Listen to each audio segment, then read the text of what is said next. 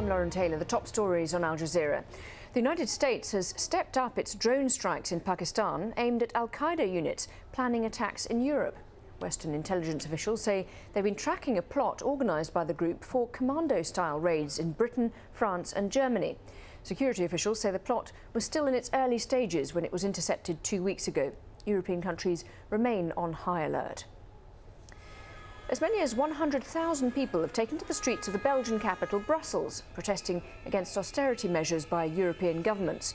Union leaders from across the continent have rallied members to protest against the cuts being made to jobs, pensions and wages. Around 150 people were detained following scuffles between protesters and police. Jackie Rowland reports from Brussels.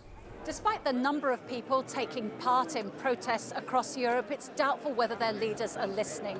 The austerity measures may be a bitter pill, but finance ministers appear convinced it's one that Europe must swallow. The Italian Prime Minister Silvio Berlusconi has won a vote of confidence in the country's parliament. His grip on power had looked shaky following a split in his ruling party in April.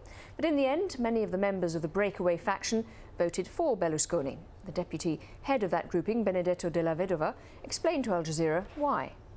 We want to support the government in the governmental program. We was elected with that government, with that program. We had different ideas from Mr. Berlusconi's party about the future of the Italian politics and the center-right party. But we think that now Italy doesn't need a new election. Italy needs to be governed. A study of the world's plant life has estimated that as much as a quarter of it could be under threat of extinction. The basic problem is the clearance of virgin land to make way for agriculture. The UN says 30 countries across the world have lost 90% of their forest cover. UK's Guardian newspaper says it's found evidence that the jamming of television broadcasts during the World Cup can be traced to a location in Jordan. Millions of subscribers to Al Jazeera Sports across the Middle East and North Africa were unable to watch the opening game of the tournament after it was hit by interference.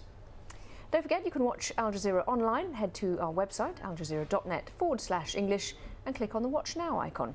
Those are the headlines for now. I'm Lauren Taylor. That's it from me. Bye-bye.